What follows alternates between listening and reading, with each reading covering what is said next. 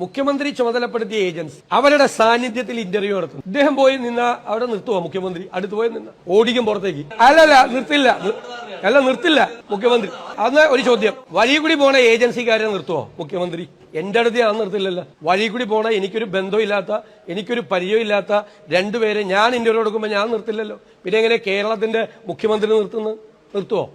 അവരെ കൂടെ നിർത്തി അവര് പറഞ്ഞ് ഇന്റർവ്യൂ അറേഞ്ച് ചെയ്തിട്ട് അദ്ദേഹം മാറിക്കഴിഞ്ഞപ്പോൾ അവരെ എഴുതി കൊടുത്തതിനെ അദ്ദേഹം എങ്ങനെ നിഷേധിക്കുന്നത്?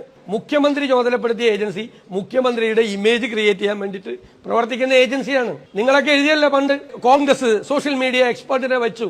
എന്തായിരുന്നു പ്രചരണം? മുഖ്യമന്ത്രി പത്രസമ്മേളനം നടത്തി പറഞ്ഞില്ലേ? ഇദ്ദേഹത്തിനാവോ ഇതൊക്കെ അല്ലേ? ഞാൻ ഈ ചോദിച്ചതിന് മുഖ്യമന്ത്രി മറുപടി പറയട്ടെ. ഈ ഏജൻസിയായിട്ടുള്ള ബന്ധം എന്താണ്? ഇമേജ് ബിൽഡിങ്ങിന് വേണ്ടി ഏജൻസിയെ വെച്ചിട്ട് അവരെ കൊണ്ട് ഇന്റർവ്യൂ. നാണമുണ്ടോ കേരളത്തിലെ മുഖ്യമന്ത്രിക്ക് ഒരു ദിനപത്രത്തിനോട് ഇന്റർവ്യൂ അറേഞ്ച് ചെയ്യാൻ ഏജൻസിയെ വെച്ചിരിക്കുന്നു?